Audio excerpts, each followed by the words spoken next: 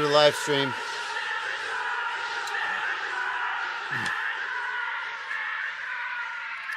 JB in a dress shirt? Somebody sent him some coral FPV shirts. First of all, this is not a dress shirt. This is a pearl snap. Is it a? It's not a flannel. What's the name for this pattern? It's literally flannel is a fabric. There's a name for this pattern though. I'm blanking on it. It's not a dress shirt. It is. Oh, hang on a second. There we go. There we go. That's what I'm looking for. Do we need one more? I mean, at that point, you might as well just keep going. Yeah. That's right. I would like you guys to know, as long as I'm aura farming, as the kids say. Yes, we did go with this headshot. This is the headshot we went with. And I wrote a bio.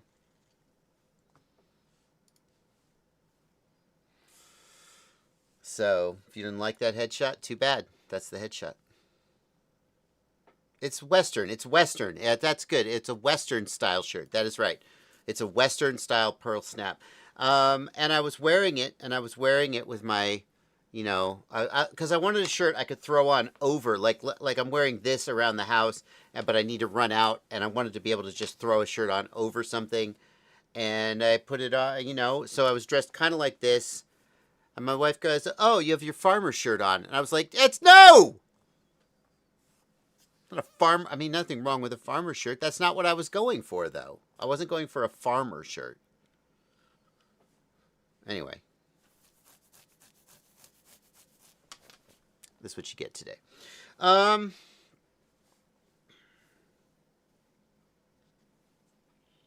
long as we're talking about things that aren't FPV related. I'm having so much fun with this. Check this out. Blunty, I would have told you about this before the stream, but we just didn't have... Let me get rid of this comment. Hold on. Here's what this app is. This is so fun. Okay. I don't have my top-down cam, so I can't show it to you. Okay, you have all your watches in the app. Okay. The app is called Chronolog. What you do is let me show you the last timing run. You take a picture of the watch and you mark what time it is at the time of the picture. And then because it knows what time it actually is, because your phone knows what time it is, it can measure the deviation. And then it tracks how accurate your mechanical watch is. I'm doing real good today. Today, over the course of 8 hours, I have had literally 0 seconds of deviation. This watch is tracking dead on. And for all your watches, you can see how good they're doing. Like this one's a little bit shitty, minus 8 seconds per day. That's pretty poor. It's a cheap self-build. My other ones are doing pretty good. Including like all the little mod watches. Like 3 or 4 of those watches are mod watches that I built off some Chinese, Japanese movement. And they're holding just as good as, like, this is a more expensive watch. Very happy. Mr. Eddie Nunes says, I don't see your clone Rolex on the list. I haven't worn that since I got the app. I haven't worn that. So as soon as I wear it, I'll put it on the list.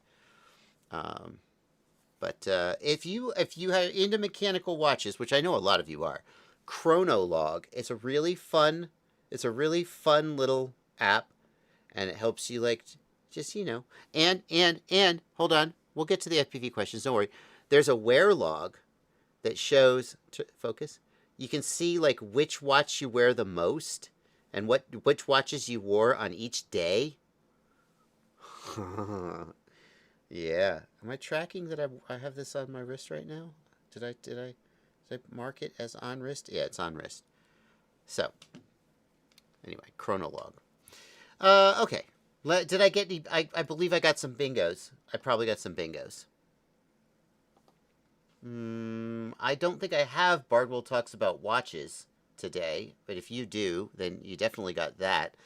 Did I call out a chatter? No, I didn't call out a chatter. I wouldn't say so. None? None? I get none? Damn it. All right, well, there you go. No bingo. If you want to make your own bingo board and play bingo on the live stream, you can do that. Blunty's posting the link. I'll pin the link. You can make your own. And you can play along with us. There is no prize. It's just a fun little way of engaging with the live stream. Ah! I have to pin this comment. Pin comment. God damn it. Pin comment. Go. Pin message. There we go. Got it. Pinned. Oh. All right. Let's do FPV stuff. What is the headshot for? The headshot, I'll just let you know. The headshot is because I am going to be part of the media team. I know I talked about this yesterday. I'm going to be part of the media team for the DARPA Heavy Lift Challenge at the beginning of August. I currently do not have an official, like, go to this live stream at this time in order to watch. So I'm not going to, like, risk putting out wrong information. But you could go to this webpage, darpa.mil/research-challenge/lift, the DARPA Heavy Lift Challenge. There's going to be a live stream over the course of several days. In fact, if you're in the Dayton, Ohio area, you can go. It's open to the public. It's going to be, I think they're having Flight Fest at the same time. So if you're at Flight Fest, you can come on by. And I'm going to be one of 3 like presenters.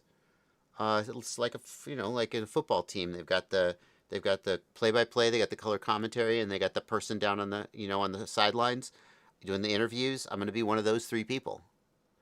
Yeah. So I needed to submit a headshot and a bio. So I had to make a headshot because all of my headshots are just me sitting in front of the freaking. I didn't think that was what I wanted to submit. So. By the way, I'm very happy. I learned this today as I was looking at Meet the Teams. Here's a list of the teams. Where is our own FPV fella? What's the dude's name? He did the video about the Heavy Lift Challenge. He's in here. What's the dude's name? Now I'm blanking, and I'm not going to find it. Hoarder Sam. Here he is. Good old Hoarder Sam is officially like going to the DARPA Heavy Lift Challenge. He didn't just like make a video and then not come through. So that's pretty cool. Good for him. Yeah. It's really fun to see the variety. Like there's people here named Defentex and Max Ordnance, right? Okay. And then there's people here, there was one, there was one whose bio said, we blew up 3 test pads. So that's, I was like, yep, that's good. Anyway. Hovering Owls from Florida. There's a lot of university teams coming. Anyway, yeah, I'm psyched. What the helly? A team of friends who love working on robotics, right? So it's just like Virginia Tech. It's like the Tower of a Duck. It's just like there's such an interesting variety of people coming to try and do this ridiculously difficult task, and it's really fun to think about. So.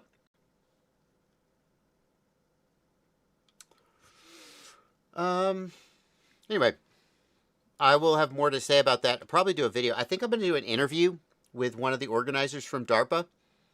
That is being set up. Because they were like, hey, yes, we hired you to be on-air talent, but also we'd love for you to help promote this so people come watch the live stream. I was like, yeah, absolutely. Can I interview one of your organizers? Because that's how I roll. So I'm looking forward to it. It's going to be good. Yeah, Batboy says, I am in Dayton area. How am I finding out about this now? That's my point. I'm telling you about it. That's why I'm trying to get the word out. You can just go and you can like walk around the hangars and like meet the team. I don't annoy the teams. I'm not sure why they're doing that, but you can see video. You can't go out to the actual flight lines where the testing is happening, but you can go and you can watch. There's a spectator area. You can see footage. You can like as if I would have any spare time, but theoretically you could meet me. I don't know. It's possible. So, Super Deluxe, what hardball questions would you like to see in the interview? I don't promise that I'll ask them, but yeah, like in case it's not obvious, this is a they're hiring me to do this.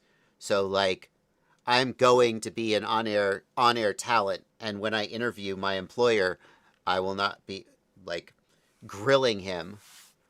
But as far as hardball questions go, like what I most want to ask this guy is like, this is at first glance, this is like impossible. I mean, obviously it's not impossible.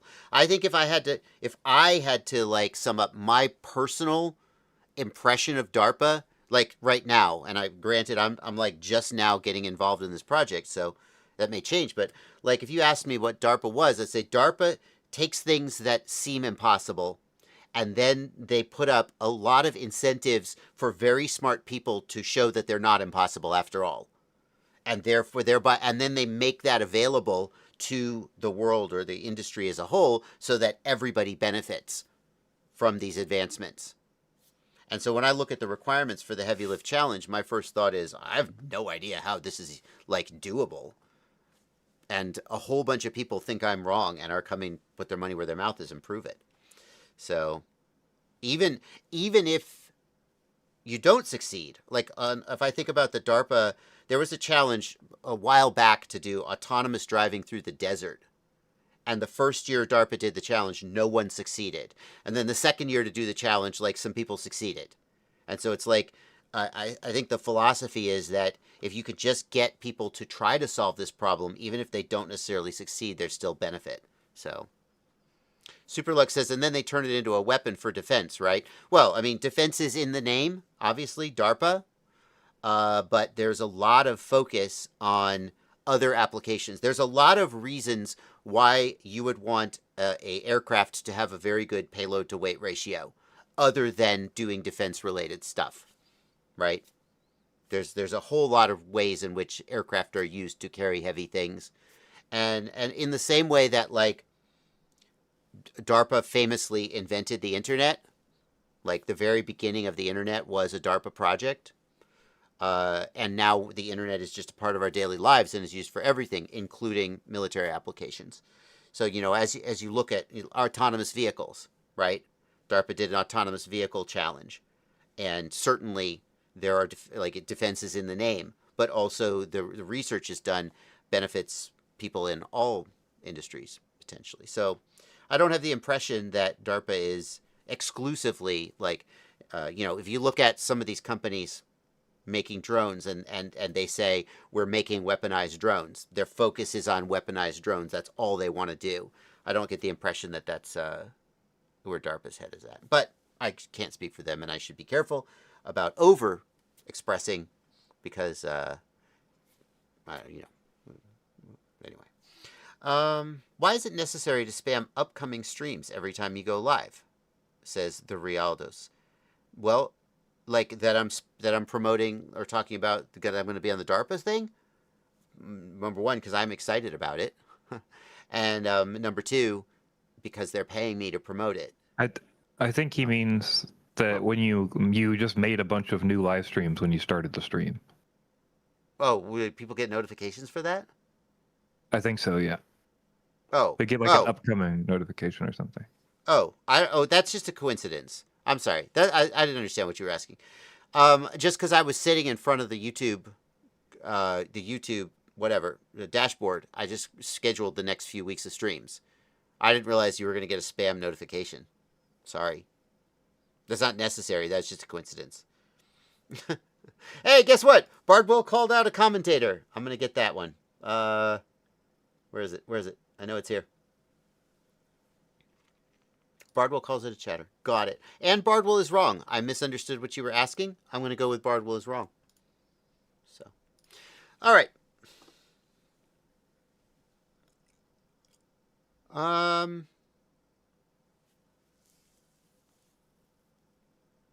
Here we go. Let's do it. What is the best overall 5-inch freestyle frame for the 04? Been looking at the Era 5. The ITS FPV Era 5 is a very good frame. There's one problem with it that makes it a deal breaker for me. Well, I don't know if a deal breaker is a strong word, but it is in many ways like a pretty standard 5-inch frame. I would say standard, sort of state of the art. Why can't I scroll up anymore?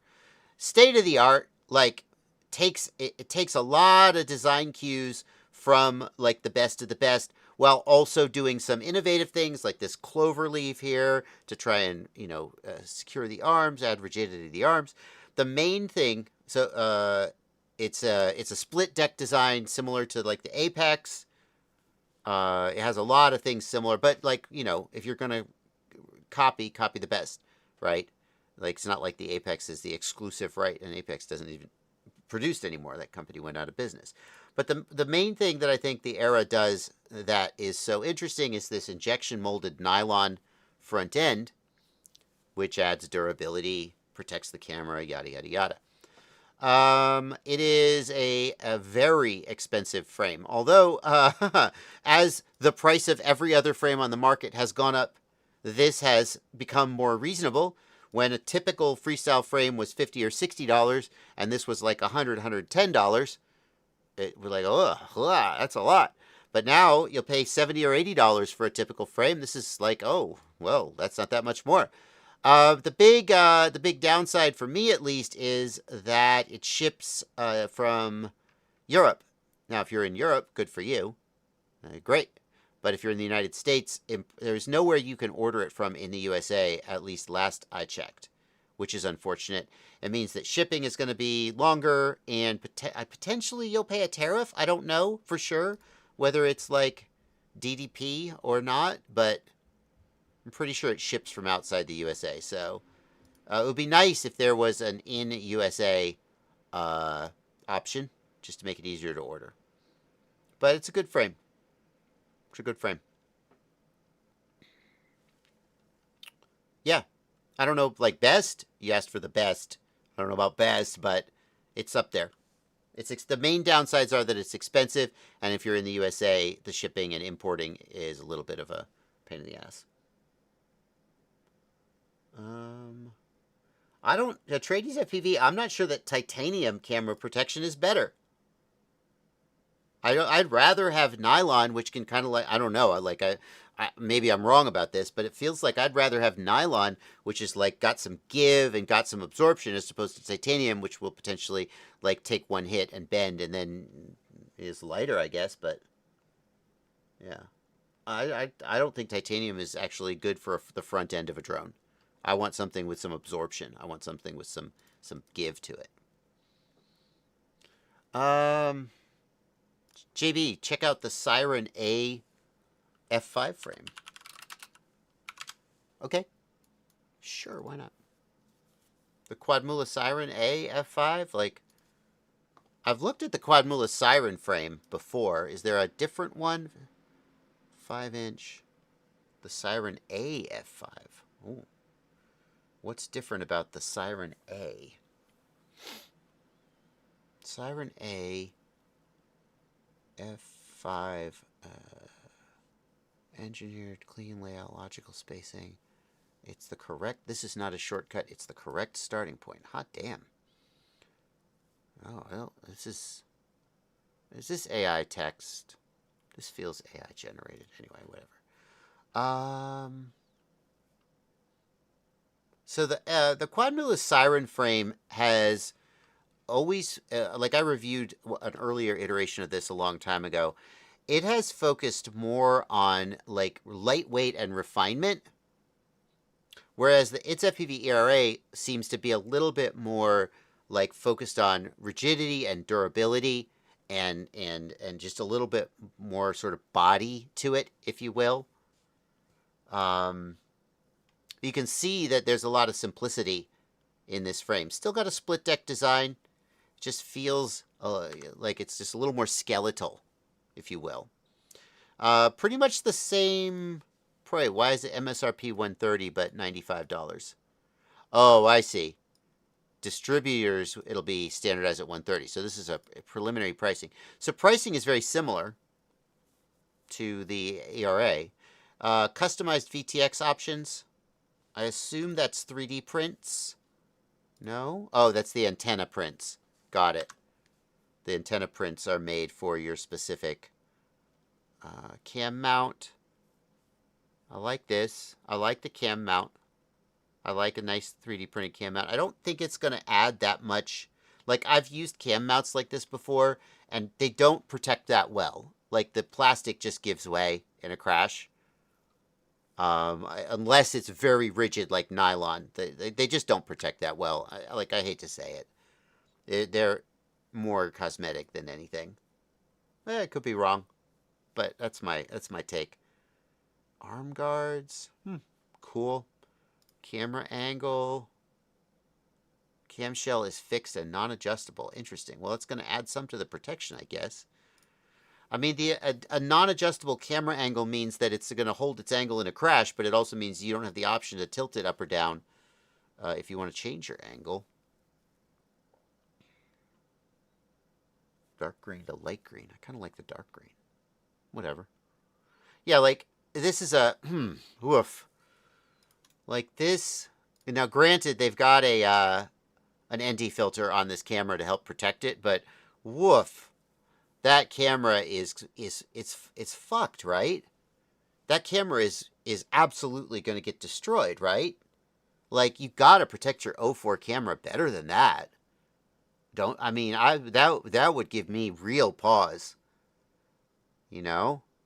I don't know. Like, I've definitely seen frames that do a better job protecting the 04 camera. Even because I think this isn't going to add that much protection, because I assume it's 3D printed out of TPU and it's got a lot of give. Like, that scares me a little bit. I don't like that. Like, the 04 camera is $100 if you... What? I mean, it's probably gone up. This is clever. We got a capacitor matrix, so easy mounting for the capacitor. That's smart. Little PCB to mount 3 capacitors, so you get a lot of capacitance in the size of a... It can be hard to fit a big capacitor in. You could do this without the PCB for what it's worth. 2.5 millimeter bottom plate. Yeah, see, it's not the most crash resistant, but then they add these braces. That's slick. So you get lightweight with additional bracing. That's slick. Do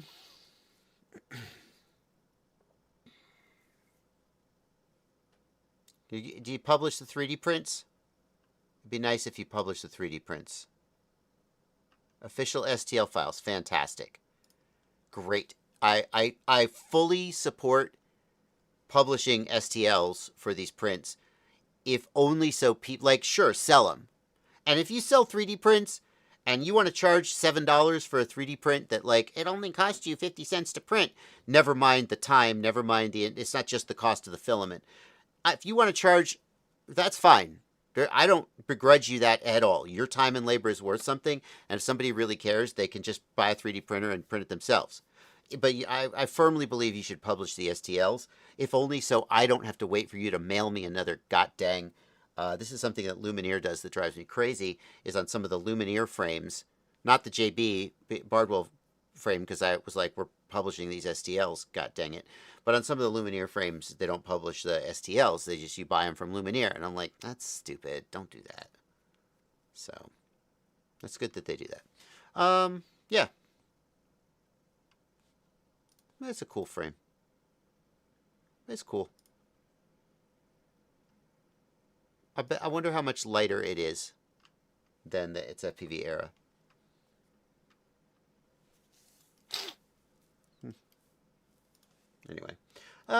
Anyway, cool little discussion there.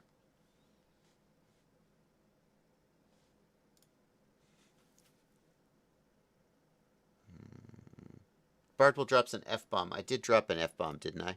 I think I did. Bardwell drops an F-bomb. Sure. FPV store shown on screen. I don't have that one, but maybe one of you guys do. Bardwell says prices are high.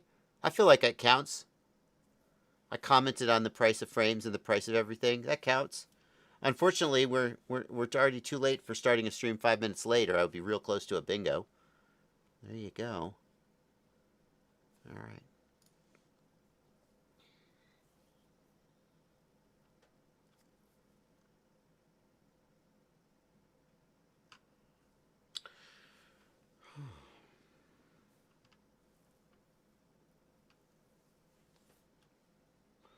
Please help me regain faith in the DJI O4 Pro platform. I just got my first big drone, the Deep Space Stellar 2.5, and from a pretty minor crash, I've diagnosed a broken transmission board on day one owning it. Excuse me. The DJI O4 is the Pro is more durable than the Lite, the standard O4. That's true. The standard O4 is not very durable at all. There are little things you can do to improve its durability. Reinforcements and so forth. The Pro is better. I haven't heard the Pro being particularly fragile. Maybe you just got unlucky. But it definitely nothing holds a candle to the good old Vista. The Vista is a beast and was incredibly durable of the modern DJI air units. I think the Vista was the most durable, and I think probably the O4 is less durable than the O3. I feel like it's gone downhill. But I think one little crash for the O4 Pro, one little crash and it broke. That I do not think that's typical, but sucks for you.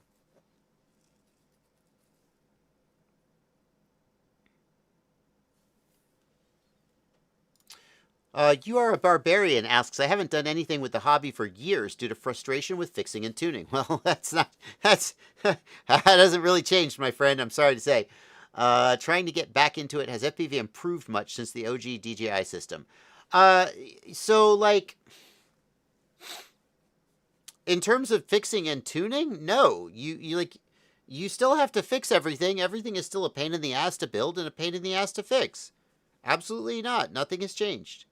I would say, I just want to say, the tuning side of it, defaults with the bidirectional D-shot is a lot better than what we used to have. That's fair.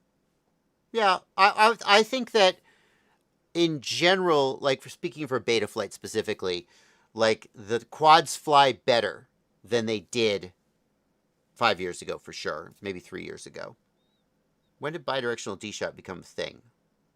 Maybe, I don't know. I was second guessing myself. I'm gonna guess 2020ish, 2021.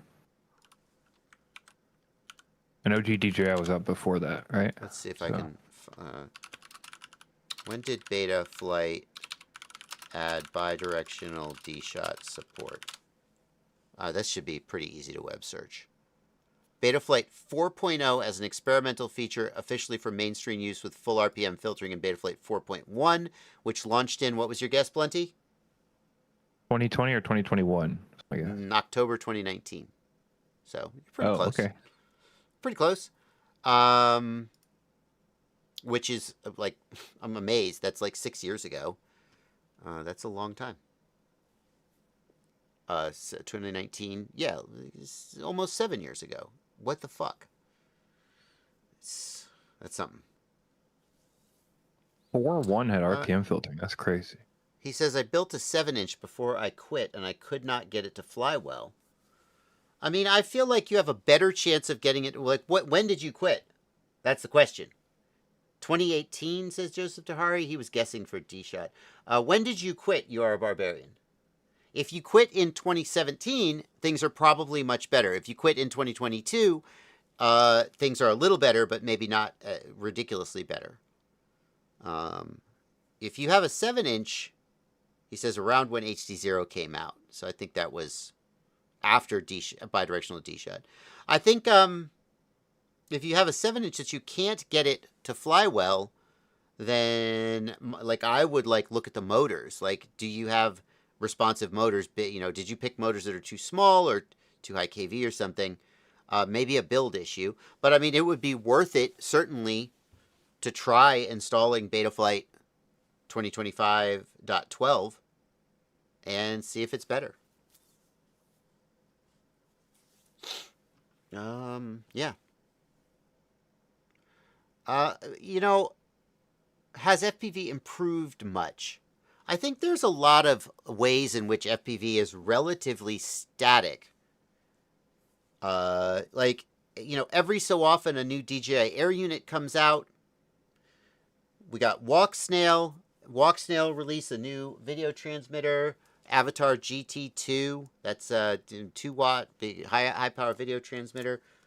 You know, so like analog video transmitters, they're hovering around 1.5 to 3 watts typically. Not much. Like, you got analog cameras. You know, there's little things going on, but like not much is happening that's like, oh, this is big, this is new. We got the ArtLink FPV systems. That's kind of a big deal. Down at the budget end, like digital FPV systems that are more affordable, even if they're kind of high latency. That's kind of a big deal. But like, drones are still a pain in the ass to build. There's a lot of troubleshooting. I can't tell you how many times I experience like a person is like, I built these drones and they all twitch. You're just flying and they go tick, tick, tick. And it's like a gyro problem with the flight controller. I feel like in some ways, hardware quality has gone down. Some of that may be because like the MPU 6000 was the king of gyros. Still was, it was and it is. And these days, you could still, like, I still find some manufacturers selling flight controllers with the MP 6000 on it, but I think it must be expensive or something because there's all these other gyros they're using. And it feels like all these other gyros are kind of shitty.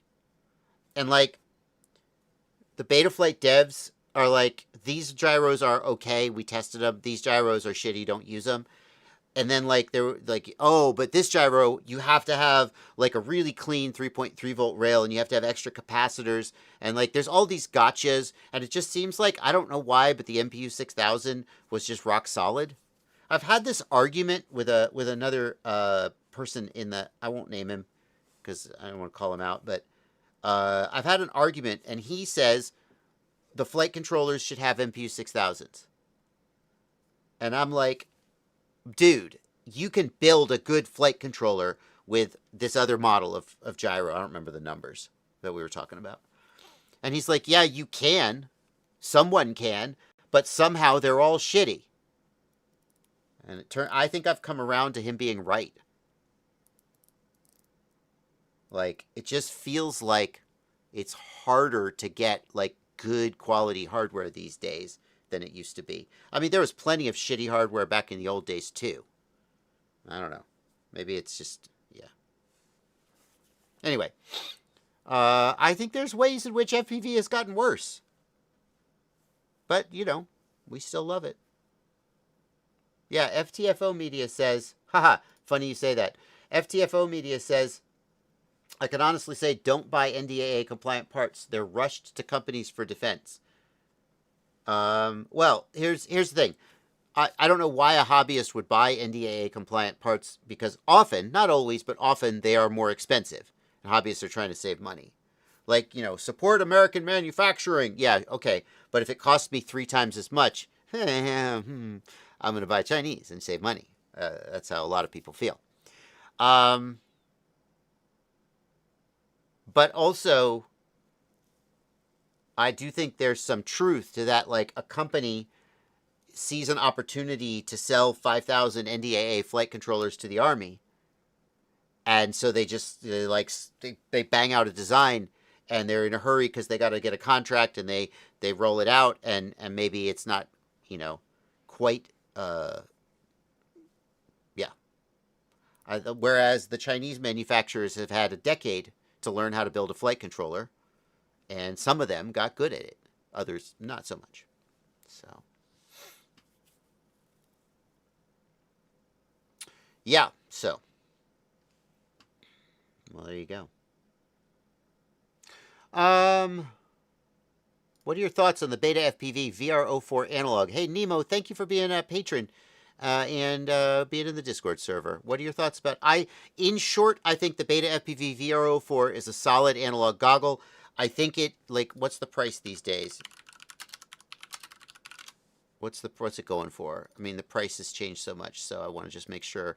The Beta FPV VR04 FPV goggles, $75. I think that this is probably the best value in cheap analog goggles today. I probably takes over for the venerable Eachine EV800D. I think this is a better goggle than the EV800D. They're both cheap, kind of crappy box goggles. So like, don't get the idea that you're like getting more than you really are. But if you're trying to spend the least amount of money possible on an analog goggle, I think this is the one I would go for. It's like, it's okay, and it's only $75. It's way better than you think it should be for $75, is what I'll say. So, yeah.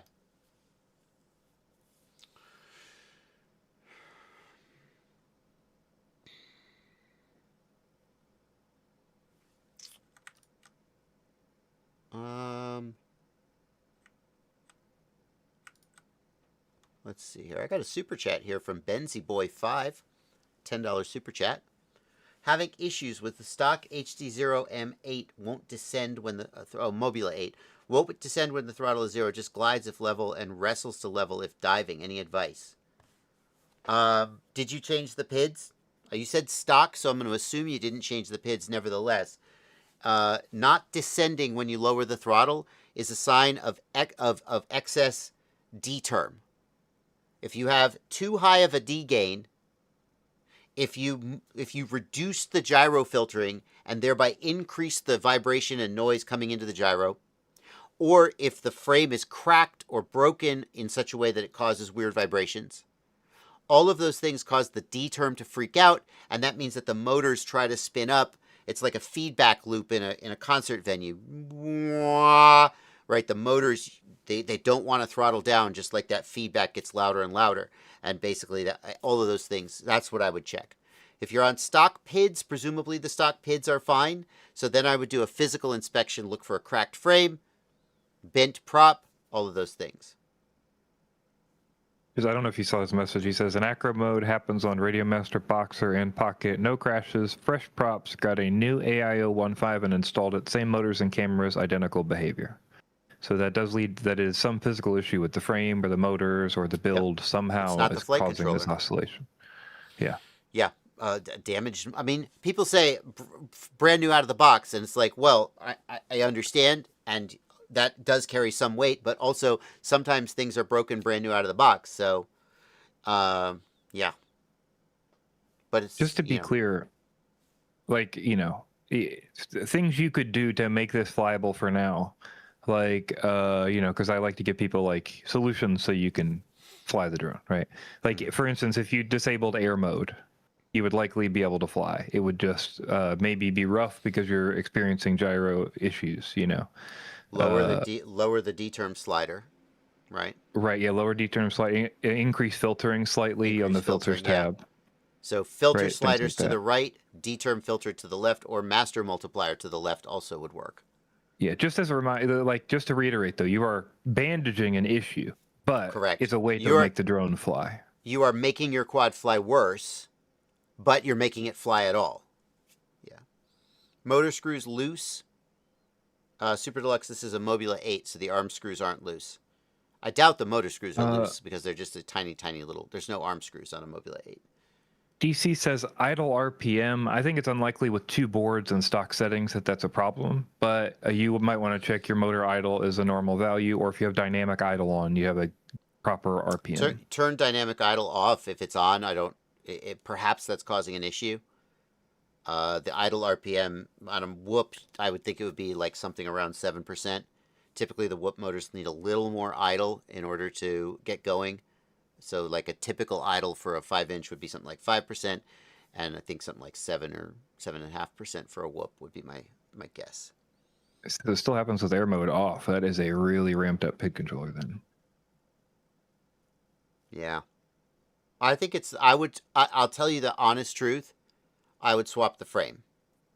I think something's up with the frame. But you could also have a damaged motor creating vibration. So the thing is, only process of elimination will solve this for you. Here's what I would actually do. You're going to hate this. Buy a whole new Mobula 8. Presumably this doesn't happen on all of them. Now you have, like, I flew the HD0 Mobula 8. Actually, I reviewed it. It didn't do this. So now you have a brand new one that doesn't have this problem, and use the second one for spares. And, like, if you swap over a motor and suddenly it starts doing it, that was the screwed up motor. Done. That's a terrible answer. But it would eliminate the problem. It would isolate the problem.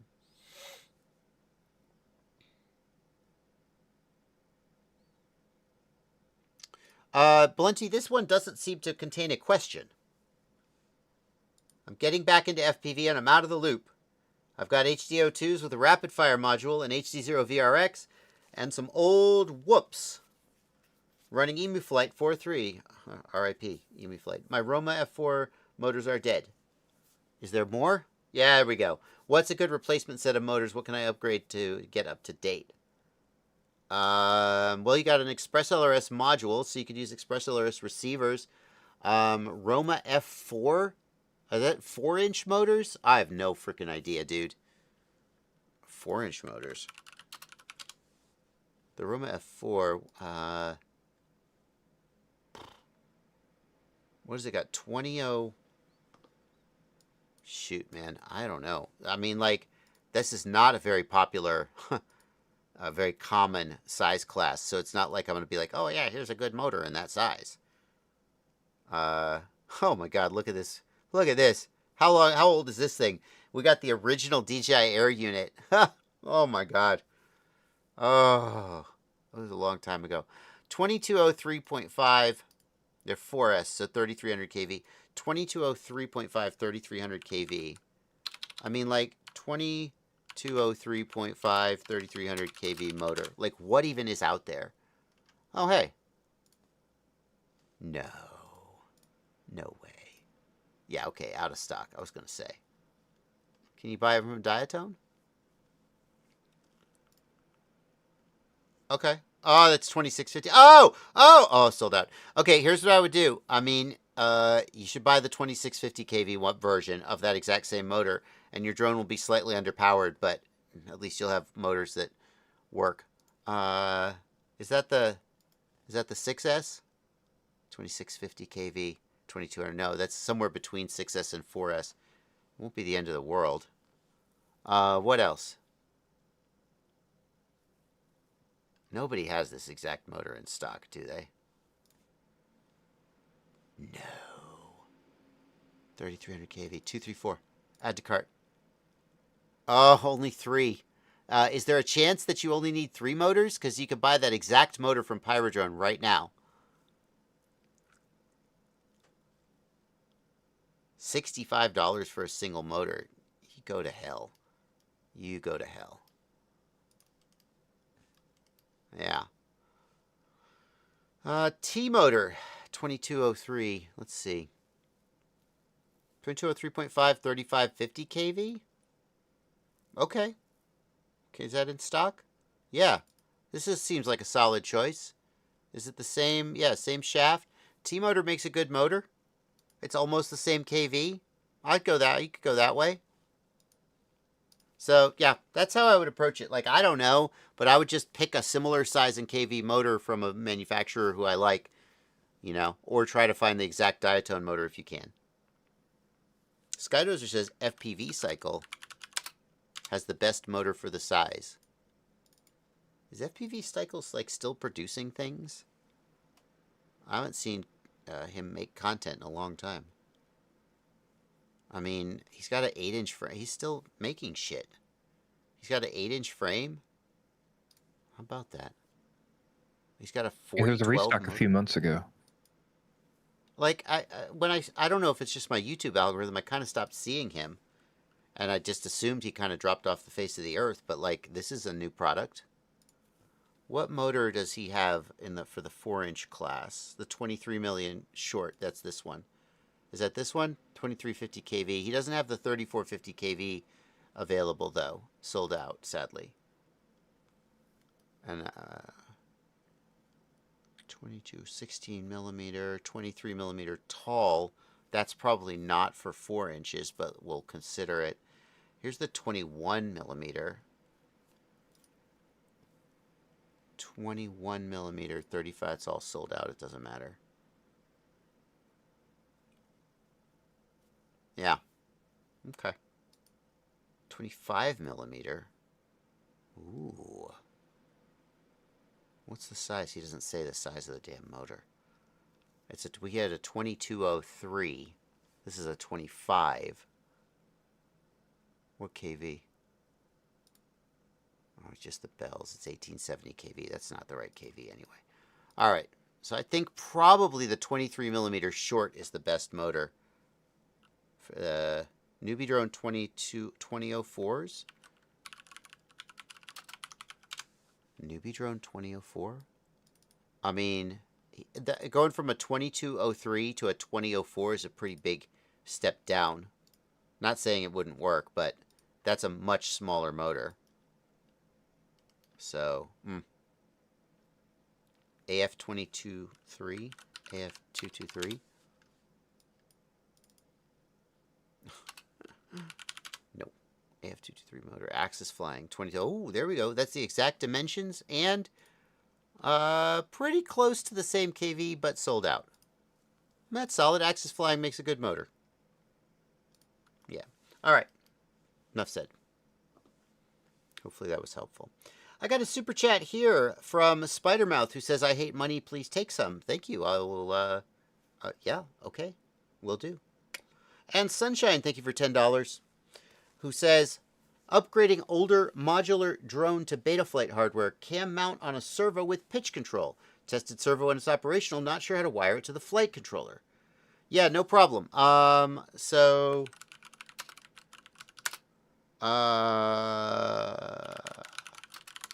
have a tutorial here. It's old, but it will work. People are always...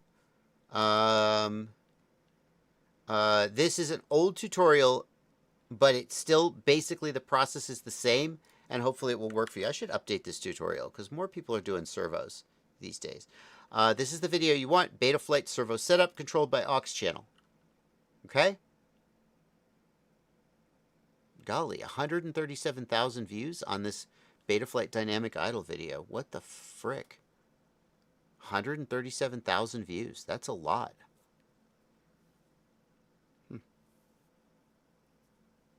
How about that?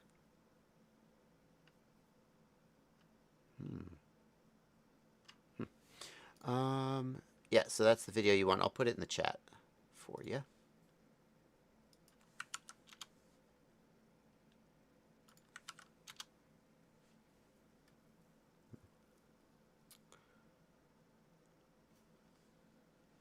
I am broke, but great to see you still at it. Grilled Cheese FPV, thank you. Great to be at it.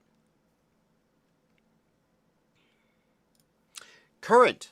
Thank you, Current, for being a patron and being in the Discord server. My 7-inch disarmed at the end of the GPS recovery and fell 100 feet to a gravel driveway. Bad. Very bad. That's a bad fall. Gravel mess you up, dude. The receiver stopped working. RIP. Replaced it. It's fine now. When I went to take it for a flight, I had a gray screen with OSD, no video. If I connect my camera directly to the VTX, I get video, but obviously no OSD. Next step to replace the flight controller. I'm afraid so. If your flight controller is one of the few that has a dual camera input, a few flight controllers today have 2 camera inputs and a switcher that can switch between the cameras. So you could have like a front-facing and a downward-facing camera or something. You know, if you wanted to like hover and look down, or you could have a front-facing and a backward-facing camera to like, you could do a thing that people used to call a cheater quad to fly backwards and see where you're going.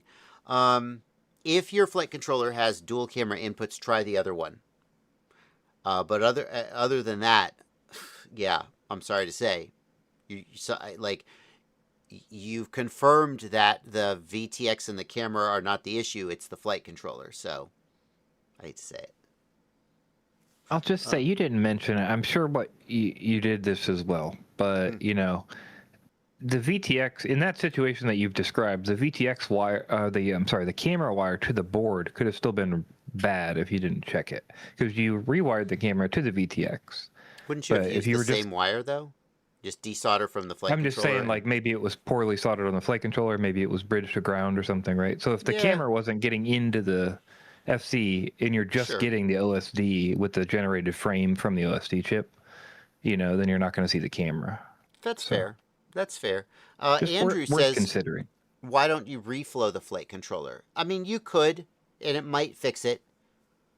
You reflow the flight controller by putting it in the oven, and you heat it up to the point where the solder just starts to melt, and then you let it cool down, and sometimes that fixes things. I haven't had great results reflowing boards. Like sometimes it sort of fixes it, but it usually breaks again.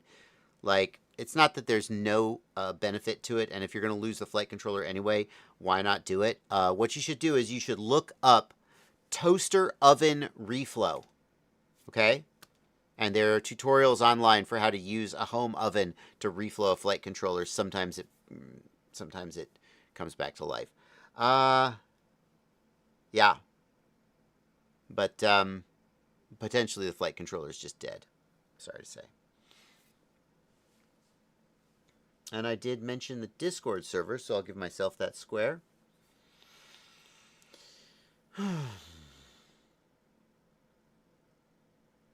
Yeah. I don't think I'm going to get it this time, Blunty. I'm going to have to interrupt you just to give myself a square. It doesn't look like I'm going to get it.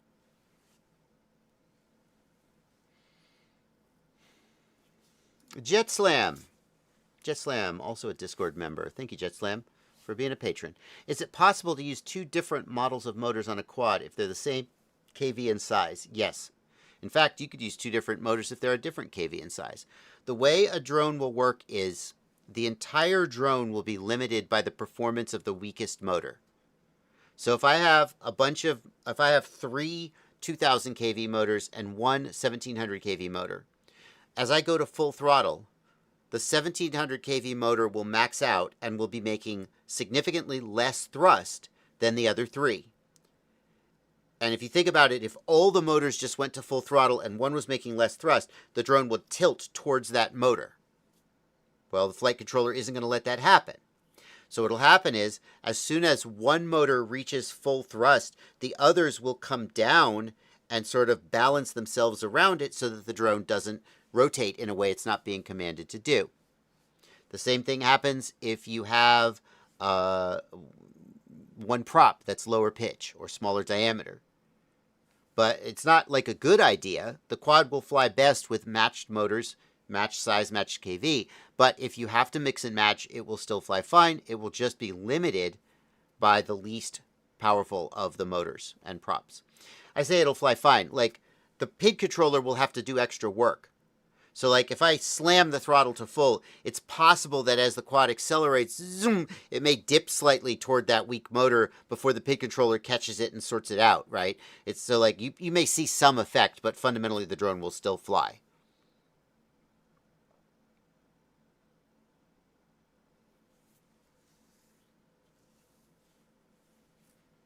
Well, Plenty, you don't like watches?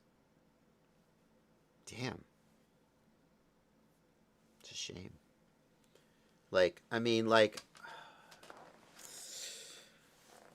this is what peak performance looks like, guys. I hate to say it. You got a big fat watch chronograph with a timing bezel on your wrist. You got your chest hair hanging out. You got a Western pearl snap shirt on. The ladies, I'm happily married. Sorry, ladies.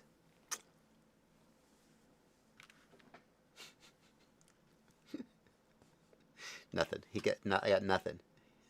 Nothing from him. Yeah, that's right. Blunty doesn't like watches? Boom. Blunty is wrong. No, I'm not going to do that. That's not right.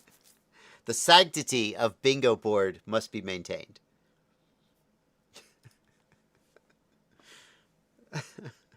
Someone asked me. They were 100% serious. Was this? Where was this?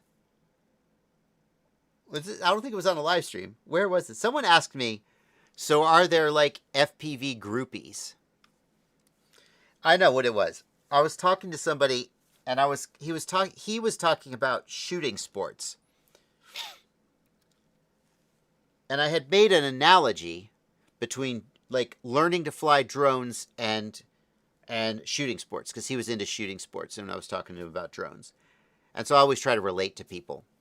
And I said, when you're learning to fly a drone, you don't want to be too comfortable, right? You don't want to be like just doing baby stuff that you don't want to be just pushing yourself so hard that you're crashing all the time.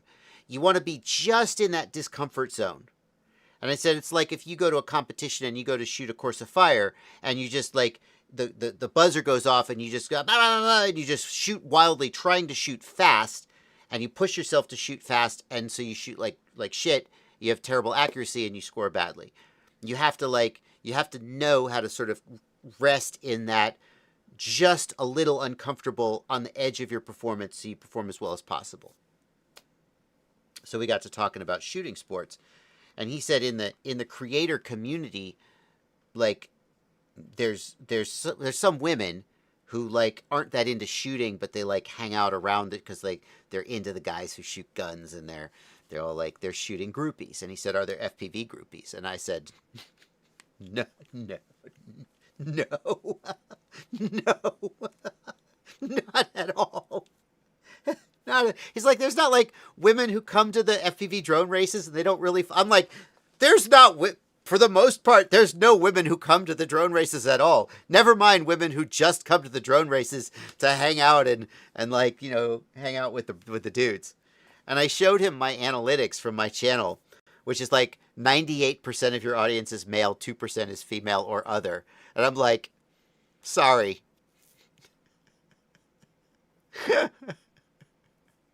Gun bunnies. That was the term he used. Thank you, Andrew. Gun bunnies. I was like, sorry, man.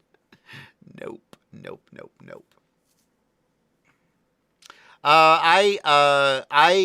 People are asking how I know anything about shooting sports.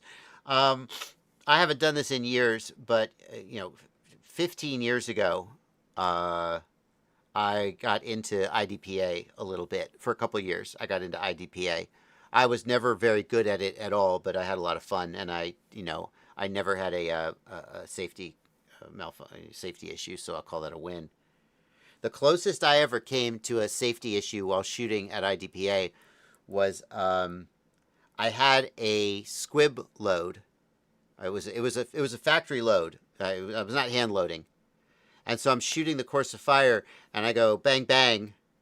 And then I go to the next target, and I realize everyone is shouting at me not to pull the trigger because they've realized that there is a round in the barrel. It didn't clear the barrel. And if I fire again, like the gun's going to explode in my hand. And thankfully, I heard them shouting, and I stopped, and I was like, what's up, guys? And they're like, you have a problem. But in the heat of, like, I was so busy trying to do what I needed to do and get a good score that I didn't notice that like the recoil wasn't right and the sound wasn't right, but everybody else did. That's the closest I came to having a safety issue while shooting, at least as far as I know. Like, you guys, has it been too long? Has it been too long? I've showed this on stream before. You guys, apparently it's been too long. Hold on. I will,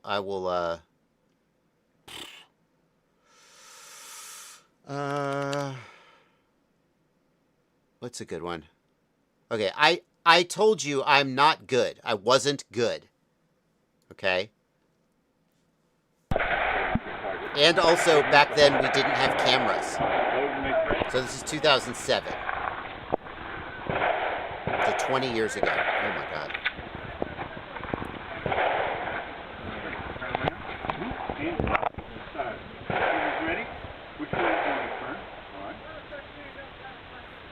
There's baby Joshua.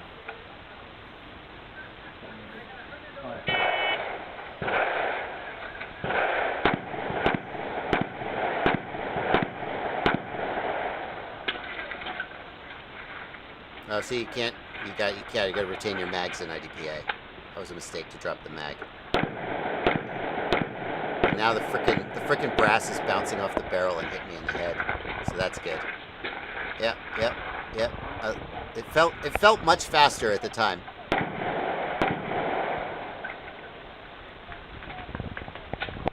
Anyway, there you go. That's it.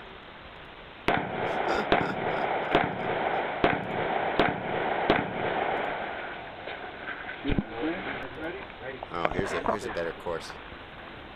I have no idea what camera. I think this was like a little digital camera we got for.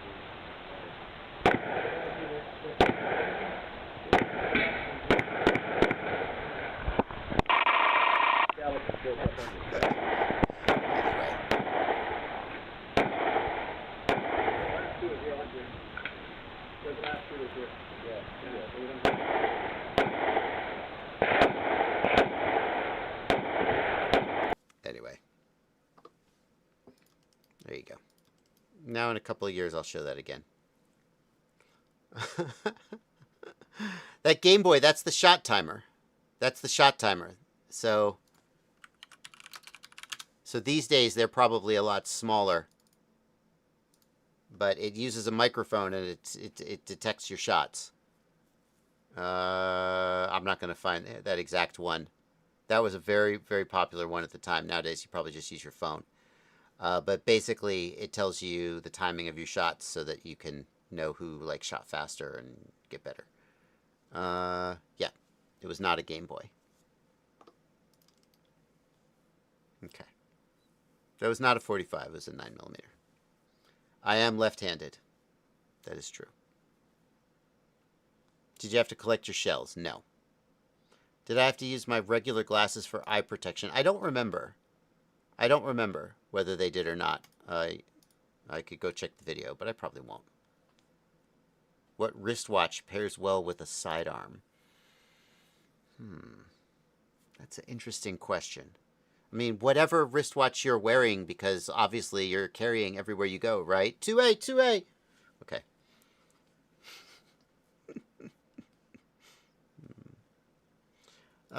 If not ERA, what's your pick for the best 5-inch frame? Oof. I mean, thank you. First of all, thank you for $2 super chat. I will die on the hill that 9mm plus P. I'd rather have like 16 rounds of 9mm plus P than 7 rounds of 45. But you know, that's just not like I'm an expert on anything. I feel like the kinetic energy is more than enough. And yeah. Best 5-inch frame. I don't know, man. Like, best. What's best?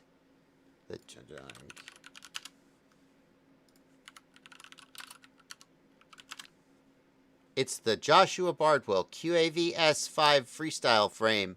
Joshua Bardwell Special Edition. The best. It is the best. It's out of stock. This is my personal favorite frame, the one I helped develop. It's branded. It's got a lot going for it. It meets my needs.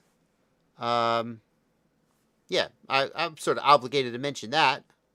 It's very nice. It's very nice. I wish it was cheaper. I wish it was in stock more often. What are you going to do? The key feature of this frame is this aluminum plate that holds the arms together.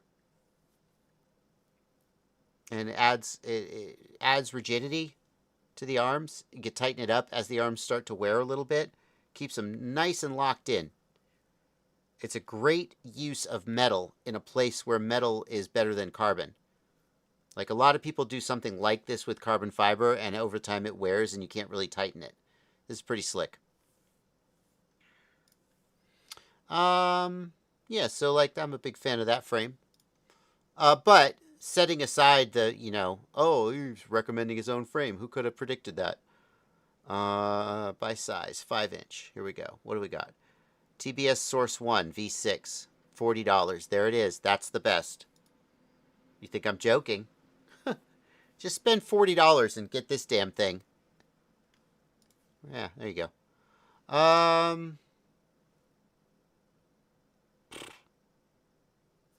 Gep RC Mark V, very solid frame. Very solid frame. $90. I like the design of the front end. It's got metal in places where it'll protect the camera, and the metal goes all the way back and reinforces back here, which I think adds just overall rigidity to the front end in a way that some other designs don't. $90. It's kind of a lot, but that's how it is. The thing is, like, you're like, oh, what frames should I get? And then, like, the one you want, you can't get it because it's out of stock. You know? Impulse RC Apex, no longer made, sadly.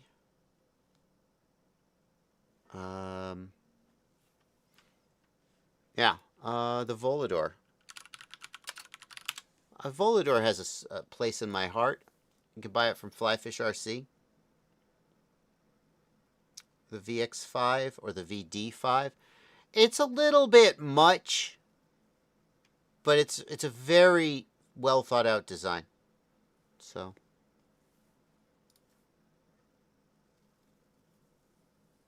oh, from Ryan. Oh, it's misspelled. Ryan Harrell's name, I think. Yeah, that's another solid one. And it's only, is it only $60? Jeez, that's amazing. Okay, that's the winner. $60. This is a great frame for $60. Is it coming from is it coming from China and so I'll have to pay a tariff on it? Maybe I have to pay a tariff on it if it comes from out of China.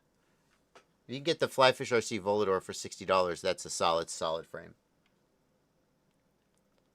I don't know what all this translation missing bullshit is.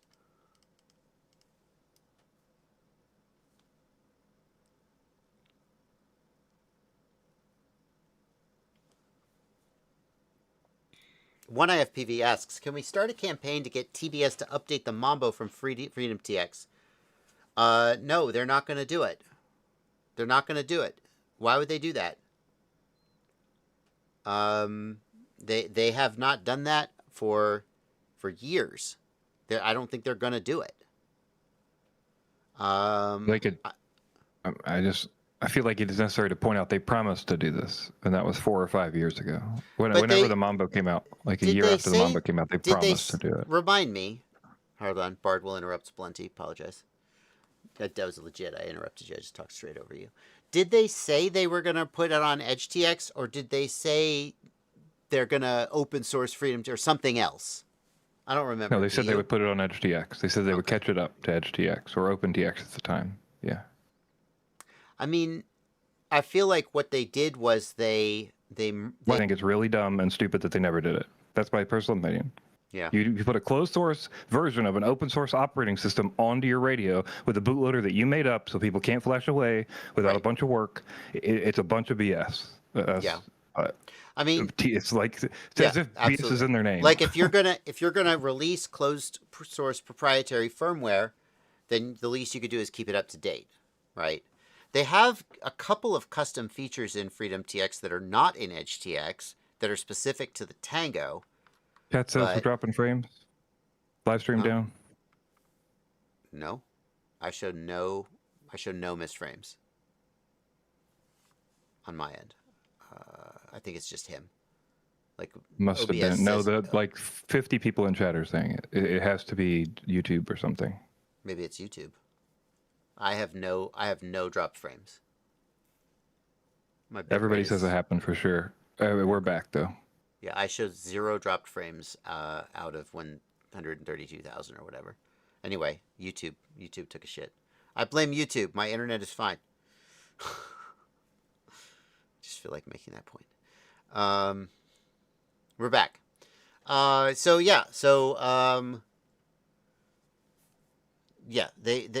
here's the thing: the Tango 2 has been around for long enough that I just like I don't know how I would get this information. I would have to go into the TBS updater and then I'd have to plug in a Tango to see the latest firmware. Like, when was the last firmware they released for the Tango 2? You know, do I have a Tango here? I think I do.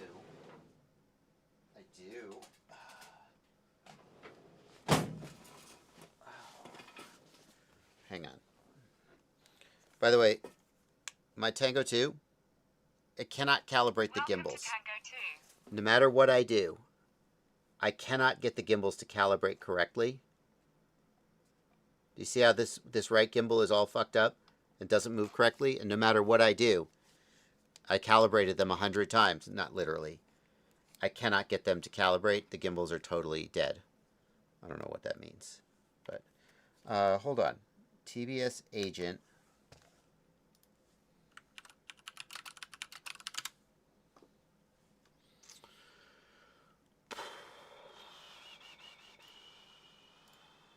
Shut the flippin'... Oh, you son of a bitch.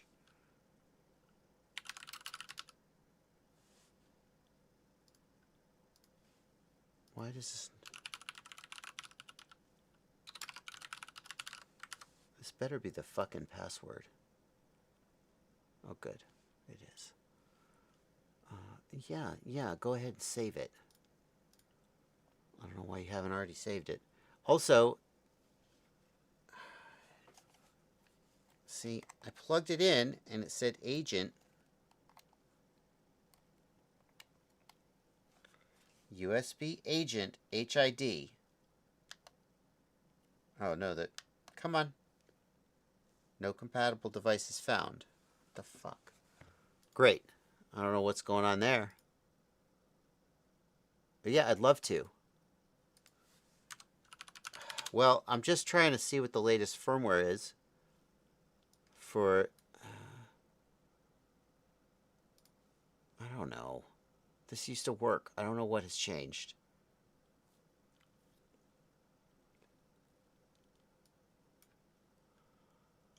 But anyway, I guess I'm just out of luck. The USB... Oh, the USB port is effed up too, so that's nice. How about now? USB agent HID. USB agent HID. There we go. Come on. Come on, baby. There we go. Let's see. Tango 2, Freedom TX, firmware. Last firmware, July 8th, 2026. Wow, that's like 2 weeks ago. Okay. But the one before that was May 9th, 2022.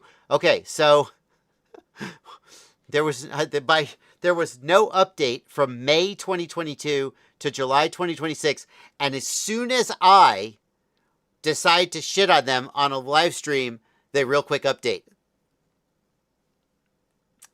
So there you go, Blunty.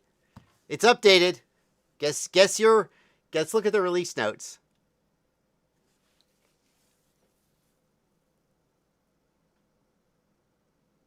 SD card access for TBS agent via Crossfire Tracer? Interesting.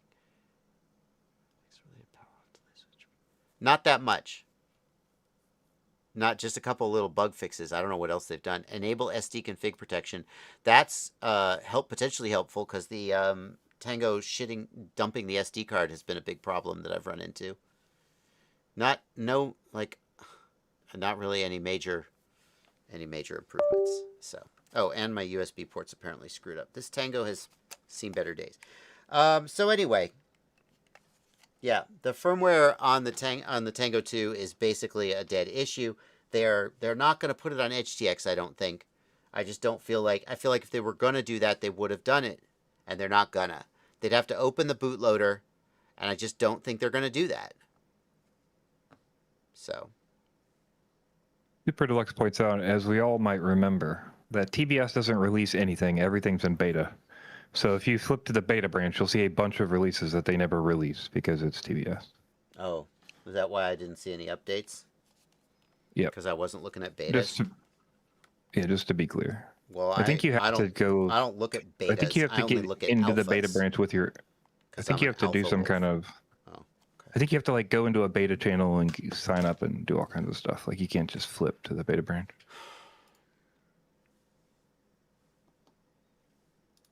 I'm giving myself Blunty gets passionate. I feel like you're passionate about that topic. Yes. Yeah, good. Okay, I'm glad we agree. I still don't think I'm going to get a... I'm not going to get a... Did I show an AliExpress Chinese store? No, I didn't. I don't think I'm going to get a bingo. Yeah. Oh, well.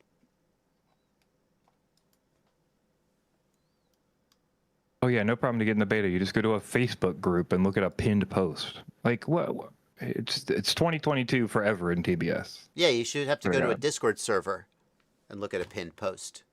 We're not, what are we, some Ridiculous. kind of boomers on Facebook?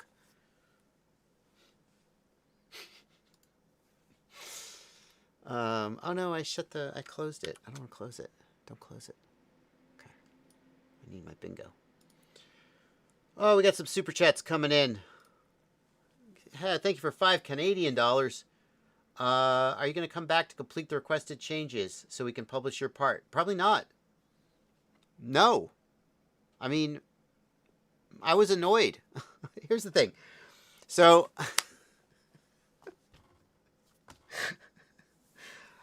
if you watch the video about DIY FPV, they ask you to lay out all the pad locations, which makes sense because if you're going to do a wiring diagram, you have to know where the pads are. And that part I loved. The design, everything about it was fantastic.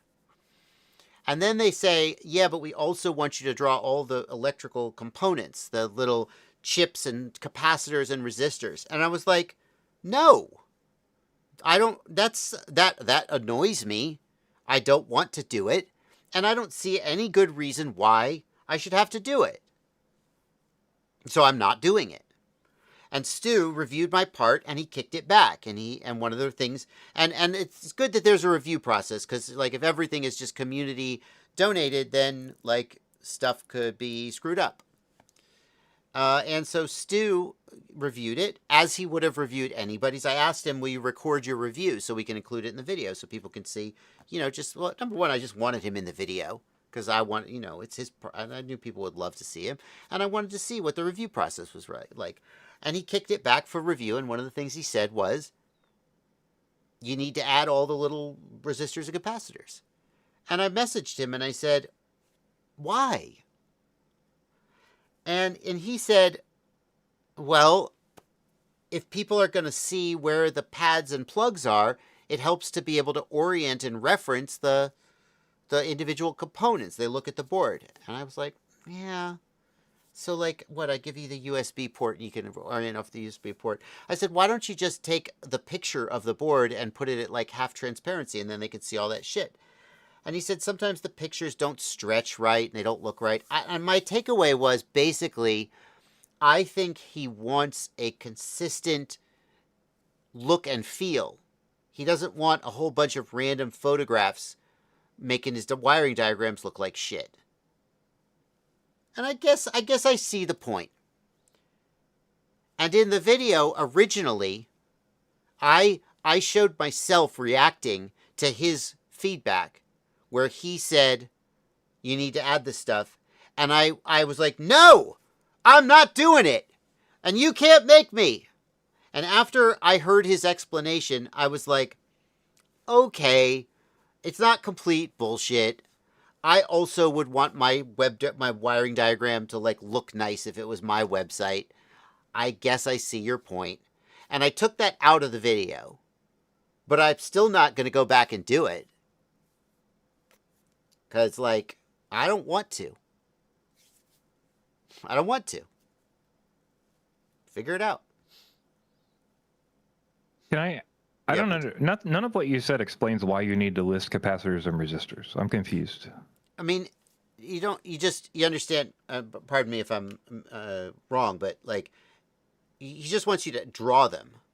Like, he's got little, this is a resistor. Why would that matter? Because when you look at the builder, it's like, we need to know where the pads are, right? Yeah, okay, so two things here. Yes, I'm with you. I'm fully with you. Hold on. So, Stu's argument is that when you're looking at your flight controller and you're trying to, especially the plugs, like the pads are labeled, so like, but the plugs especially, you have to know, like it's this plug here, if there's a bunch of plugs, orienting the board is important, right? And his argument is, first of all, that if I'm just looking at this, it may not be as easy for me to orient the board. Like here, I've got the USB port, I've got the bootloader button, I've got the front-facing arrow, and I've got the MCU, right? And so as I look at the board, it can be really easy for me to see that I've got it turned the right way. I mean, you could make the argument I could do that with the pads, right? Like the pad layout gives me the orientation. And so I feel like that's a little bit of a weak argument. Like, I think there's more to it than that. Because again, probably on most flight controllers, if not all, simply having the pads labeled, I could be like, okay, here's these pads, here's these pads. Theoretically, some flight controller has a very symmetrical pad layout. But then you've also got the so fine, the USB port, the bootloader button, and the front-facing arrow. Like, that's enough to orient, right? I would think. But I think if I had to guess, like, the real underlying reason why they want this, like, because that, I agree that that's a little, like, yeah, is that it? Is that all? I think he just wants it to look nice. I think he just wants the builder to look nice. And if it's just all a bunch of blank squares with, like, it doesn't look nice. It's theory. You know? So, like, I feel like if you really want the builder to work, then you need to make it as easy as possible for people to add components. And if you say, look, well, you have to lay out the pads. Yeah, obviously I have to lay out the pads and plugs. Like, it doesn't work if I don't have a good pad and plug layout. And you say, okay, well, we need a way to orient the board. Okay, well, we need minimal features to orient the board. All right. But to say I have to lay out every single capacitor and resistor is like, no. It's silly. And I don't want to. I mean, just to be clear, like, the difference in those, or you're going to knock out 70 or 80% of the people who would have submitted a complete finished report. I agree. I mean, easily. Like, look at, here's what I submitted.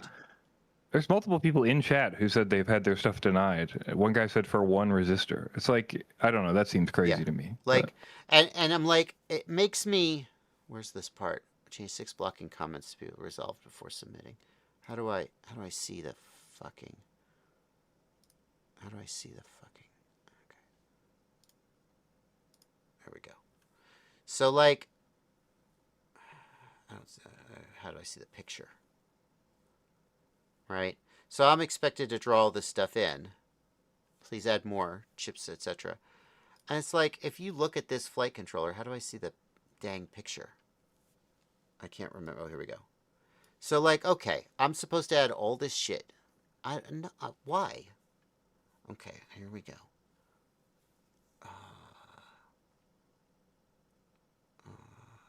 Place connectors, search components, micro USB, USB-C, antennas, buttons. Where's my capacitors and things? I don't even know. Oh, here we go. Chip. Okay, I'll add a chip. Here's a chip. Okay, here we go. Got it. I got the chip added. Main chip. Oh, sorry. Whoops, that wasn't a chip. That was the main chip. I got to add the main chip. Yeah, okay. There we go. We got the main chip. Got it. All right, now, is this a resistor or a capacitor? I don't know. I'm not sure. Is this a transistor? It kind of looks like it might be a transistor. Well, let's make that a transistor. Can I resize? No, I can't resize this one. Can I? I should be able to resize it, shouldn't I? It doesn't seem like I can. Well, there's different layouts you're supposed to pick. Oh, there's different layouts. Wow. Oh, I haven't got the... It's a 5-pin? Is it a 2+3? I don't think it's a 2+3. Is it a... Oh, I don't know what kind of... Oh, which leg length is it? Can I change sizes? Oh, they're standard sizes. That's kind of cool, actually. 45 by 42. Seems pretty close. Oh, it doesn't have the right number of legs. Okay, I don't know. Oh. Let's see. Wait, this... Oh, hang on. Oh, that looks right. That's right. That one matches. Like, I'm frickin' playing frickin'... What am I doing? What am I doing? Why am I doing this? Capacitor. Oh, there's a capacitor there, I think. Here's one here, a 10 by 5 Dark capacitor. Brewery says you don't have to add everything, you just have to have the big things. Oh, well, then why the fuck is a 10 by 5 capacitor even an option? Sir. Sorry, getting a little passionate here. I don't He know. also said that they'll handle it. They just wanted to know if you wanted to have final say on it. Okay, by the way, I'm not mad at you. I'm not mad at you, okay? Like I'm a little worked up because it's, it's a live stream and you cut loose a little bit, but like I understand you guys are going to take care of it. But like just that's my like I as I look at it, what do I need supposed to please add labels / screen text? I didn't even know I was supposed to do that. I'm not mad about that though. I don't know how I would do that. Label. Oh, here we go. Label. Anyway, I'm not going to do this all on the live screen, but I just wanted you guys to see, like, it's just unclear. And then you have somebody in the chat, and I can't verify this independently, who says that they got something rejected for missing like one component. It's like, I don't know. Like so let me just not complain. Let me give you a solution. If I had to give a solution, I think it's reasonable to insist that people have the front-facing arrow, to insist that they have the USB port. When I orient a flight controller and there's plugs all around the edge, and someone sent me a picture of and they're like, I've got my receiver plugged into UART2 and it's not working, and I want to verify where their receiver's plugged in. I always orient off the USB port, and I'm like, okay, it's start at the USB port and it's the first corner to the right of the USB port or whatever. Bootloader button? Sure, easy peasy. Main processor. Sure, everybody's going to have one of those. And it's easy just to drop the square. Maybe you could argue that having, if it's got a UFL connector, identifying the IPEX antenna, the UFL connector, is the kind of thing someone would need to know if they were doing a build. But there is absolutely no reason that I have to put the capacitors, resistors, and the MOSFETs. There's no reason for that. It has no value. It has no benefit other than just like maybe it makes the drawings a little prettier, but it's so much goddamn work. And like, I'm just trying to contribute to this project. Like, hypothetically, I'm going to contribute to this project, and you ask me to do all this freaking stupid busy work, and I'm like, just screw this. That's how I perceive that people will react. That's how I reacted. When I take away all of the, like, I care about this project and I want it to succeed, but I'm making a video, and so for the sake of the video, I'm going to try and, like, think about what the viewer would think and say, as well as my own opinions. So. One IFPV says, I would argue that drawing the caps and resistors makes the diagrams more confusing because they're irrelevant to the wiring. Yeah, we're adding clutter that is not really relevant. Anyway, I feel like we've said enough about this. I was surprised at some of the reactions. Some of the reactions were like, I thought for years that this would be a very desirable and valuable tool that people would really be excited about. And some of the comments were like, yeah, maybe if I was like, in a coma and didn't know how to build a quad. I'm like, yes, that's exactly who this is for. People who don't know how to build a quad. Well, just use the manufacturer's wiring diagram, why don't you? Like, the amount of pushback from people who didn't think this was, like, very cool was surprising to me. So, if I had worked as hard as these guys obviously worked on this, and I got that reaction, I wouldn't like it. There's part of me that was like, I'm glad someone else did this, and I didn't have the programming ability and the resources to do it. So.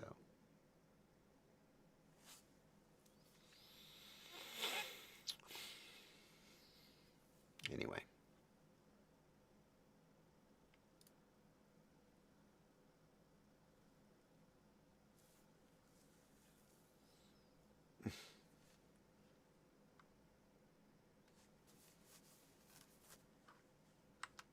Okay.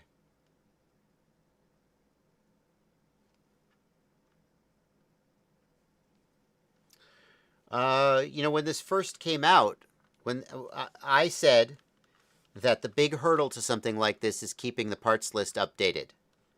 That it would be a Herculean effort that would eventually be just impossible to keep up to date. And Stu's solution is to make the tools crowdsourceable.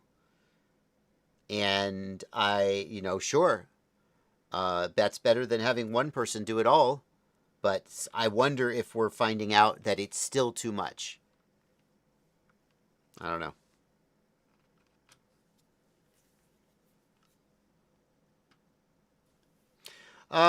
John Bergen, thank you for a $5 super chat. I'm looking into real estate and business ads. Any suggestions on the Cinewatt build or general tips? I run analog, so I need an action cam. For real estate, for interior, I mean, I feel like you're going to want a 2.5 inch with a naked GoPro. Going up to 3 inch or 3.5 inch for residential spaces, it makes so much wind and it gets buffeted in the hallways. You can do it, but it's very tight for a 3 inch or a 3.5 inch. And it can be difficult to get smooth footage, especially as you get close to the walls. Flying a 3 or a 3.5 inch down the middle of a typical residential hallway, you get enough buffeting from the wind off the walls that it can make the footage unstable. And then if you fly over anything like, a desk with some papers on it or a flower arrangement, there's a lot more wind than compared to, a 2.5 inch still makes a lot of wind. But getting down to a 2 inch or a 2.5 inch is better for like residential for sure. So I would say a 2.5 inch like Gep RC Cinelog is a good choice with a naked GoPro. If you're doing larger environments like a bar or a commercial environment, you could go up to a 3 inch pretty easily. Yeah. You have a Hero 13 Black. If you intend to use a Hero 13 Black, I would say minimum 3 inch. You can on a 2.5 inch, but it's going to be a struggle. That would be my opinion. Sunshine asks, what about the Flywoo Firefly 2.0? I did do a video about that. No, that's not going to carry a GoPro Hero 13 Black though. He has analog, so no, that's a no-go.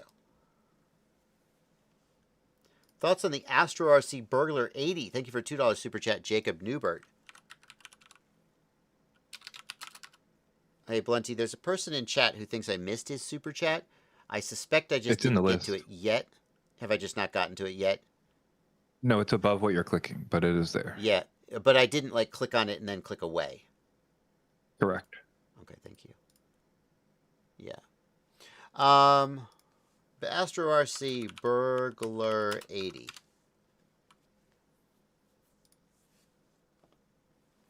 .8 inch. Ooh. A little 1.8 inch toothpick. $117. It's a great price. That's all right. Burglar 80 versus the Little Bugger 80. Advanced choice. T300 carbon. That's pretty slick, dude. That's pretty slick. 39 grams all up. Oh, not with the battery, so not all up.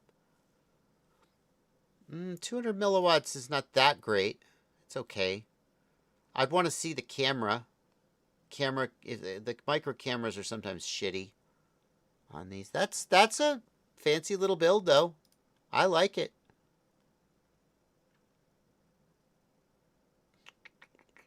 Yeah, that's slick.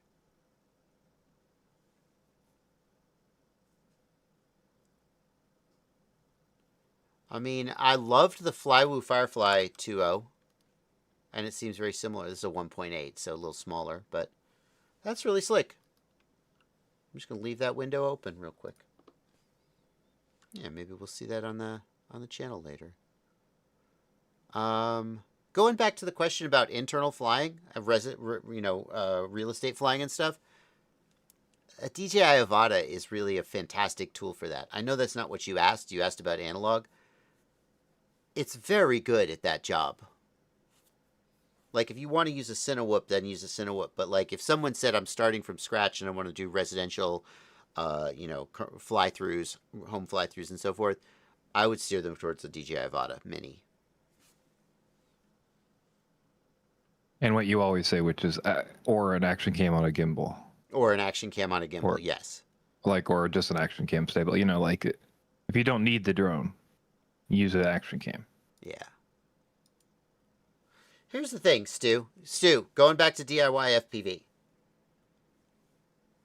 Why not start with a large language model trying to do it automatically? Now, I understand that there's flaws with this, that it will sometimes do a shitty job. But, like, sometimes it will do an okay job. So why not run the submission through a large language model and see if it can pick up the capacitors and stuff? You could probably do that through an API and never have to actually touch it. You know? And then you save the users the problem, the challenge. Yeah, I don't know. There's probably a reason why not. Thank you, One Eye FPV.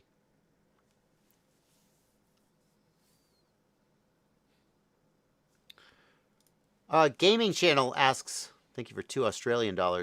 What's the best 04 light or wide whoop? I think you got to go with Flywoo, right?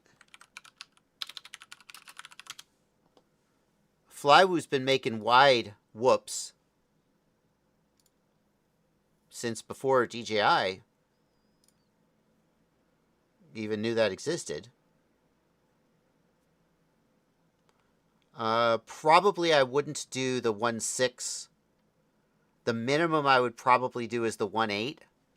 The Firefly 1.8 with the 04 wide.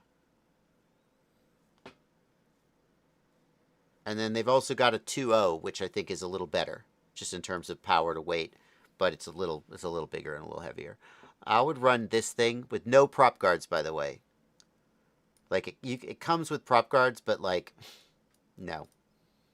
Just run it with no prop guards and be a good pilot. I think they're very, very fun.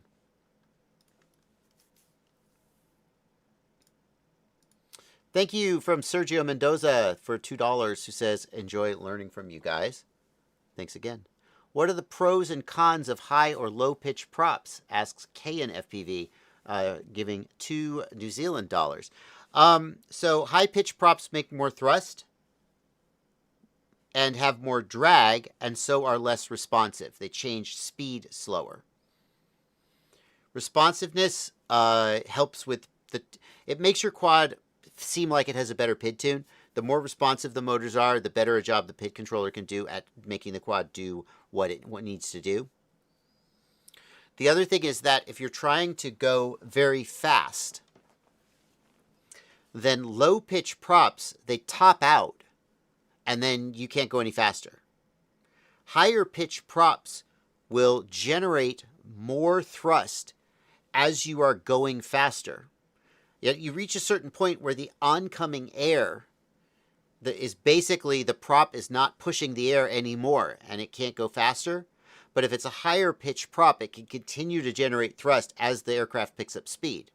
The flip side is that a higher pitch prop will stall at lower speed.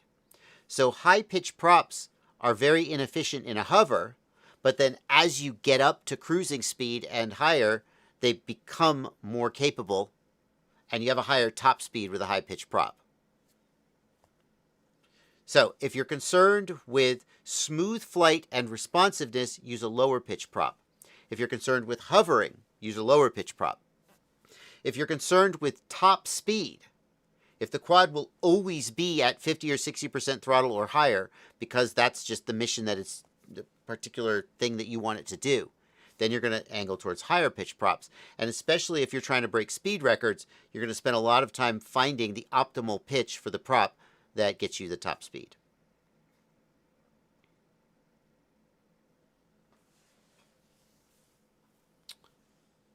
I got one more super chat, buddy. Did I?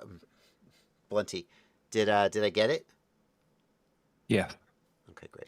Thoughts on Meps King? Thank you for $3. I don't have any particular thoughts on Meps King.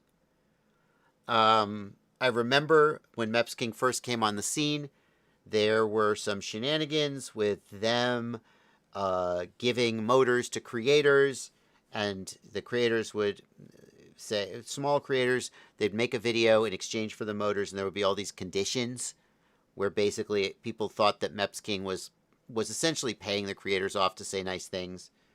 And there were other situations where there were weird relationships between creators and Meps King, and there was some drama around that. And I don't even remember all the details, and I certainly don't care to recount it. But it definitely it put a bad taste in my mouth. I don't know if they make... Oh, look, Blunty, we talked about it way back when. Thank you.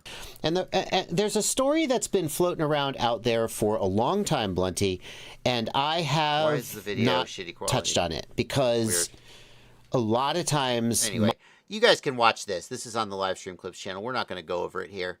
Yeah. Oh, there we go. There's good quality. Look at old Bardwell and Blunty. And I got my Super Deluxe shirt on. Hey, Super Deluxe. All kinds of... I'm sorry. Excuse me. Excuse me.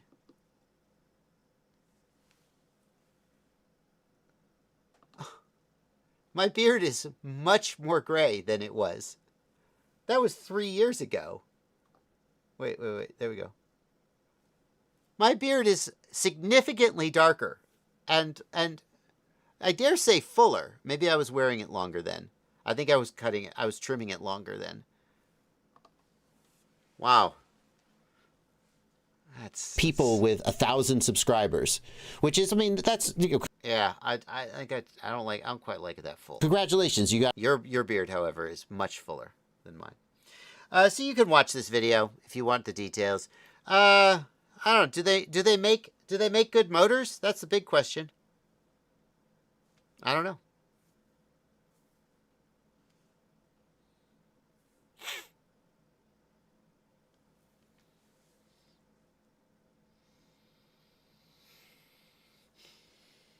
Do you have pets? Yeah, I have a dog. I have he's a shelter dog, so I don't know exactly what breed he is, but if we had to pick his breed, we'd say he was a Dutch Shepherd.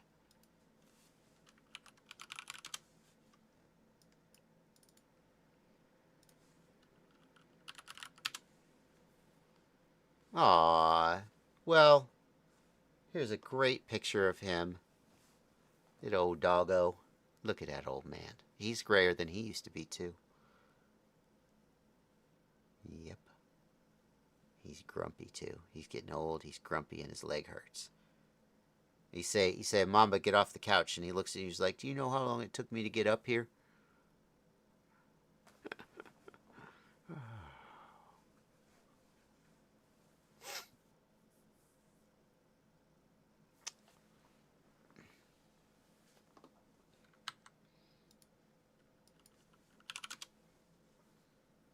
Oh, there we go. There we go. That's what I'm looking for.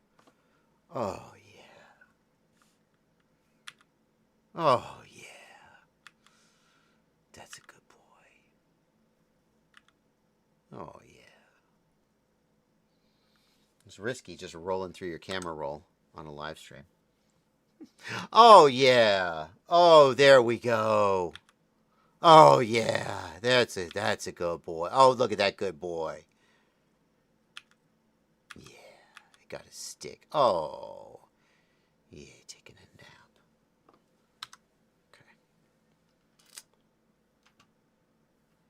You know, for perspective, this is what he looked like when we first got him. So...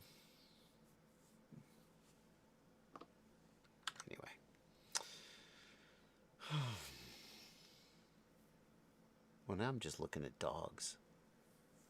Pictures of my dog. Anyway. He's not scared of drones. He's annoyed by shenanigans of all kinds. All right. Continuing on. Jacob Ward says, I'm new here and I just joined the Patreon. I'm just getting into FPV after flying sims for years. I got my hands on a Radiomaster TX-15 and I'm looking at my first drone. Any suggestions? I mean, a lot of people would argue that your first drone should be a Whoop. The Happy Model Mobula 6 or the Beta FPV Air 65. A lot of people would argue that that's a good choice. It's not bad advice, but flying indoors is very difficult, and flying a Whoop outdoors can be trouble because they don't have a lot of power. They can get blown around by the wind pretty easily, and you know they don't have a strong video transmitter, so it's easy to go out of range. So I mean, I'm not necessarily convinced a Whoop is the best first choice. Probably a 5-inch isn't the best first choice because the consequences of a mistake is so high. If you mess up with a 5-inch, it can really hurt you. Some people are suggesting the Mobula 8. Yeah, Mobula 8 might be a better choice than a Mobula 6 because it's a little bigger and more powerful. That's fair. Beta FPV has an 85 millimeter. Certainly have a 75 millimeter. So yeah, I think a 75 millimeter or 85 millimeter drone, like the Beta FPV Meteor 75, the Happy Model Mobula 8 would be a great place to start with a real drone. And the chat agrees with me, or I agree with them. The Cyclops asks, "Oh yeah, Blunty." There's a bug with the social stream. It's been happening for a while, but it randomly drops chats, and it dropped a super chat. I want to mention it before we forget it. There's a $5 super chat that it drops from the feed. I don't know how that happened, but okay. Go. Can you find it? Oh yeah, I mean I can't click it, but Otterfire FPV says, "What are your thoughts on Metal Gear Solid and Death Stranding?" Okay. I believe Otter is trying to get the video games bingo. But, you know, for a $5 super chat. Metal Gear Solid. I've really liked... which one is the open world one? Metal Gear 5? Metal Gear 5, I loved it. I didn't finish it. I got a good chunk of the way into it, and it was just such a fun game. It was such a wonderful realization of an open world game where you could play missions or you could just screw around. You know, putting the guys on the balloons and sending them up into the air. So good. I didn't really play. Like, a long time ago, I might have played Metal Gear, 1 and 2 and 3. Probably didn't play Metal Gear 1, come to think of it. But MGS 5 was the one that I really got into. Big fan. Big fan. Death Stranding I never played. My son played it and loved it. But my son, like, I was like, yeah, I hear it's got a lot of cutscenes in it, and you're basically just like watching a movie. And he was like, yeah, I know. He loved the fact that Death Stranding is essentially a 2-hour anime movie with a little bit of, like, walking simulator in the middle. I think he played through Death Stranding twice. What's that? I bet it's way more than 2 hours of cutscenes. Oh, yeah, no, 2 hours is just like the intro. Right? Yeah. Did you play Death Stranding all the way through?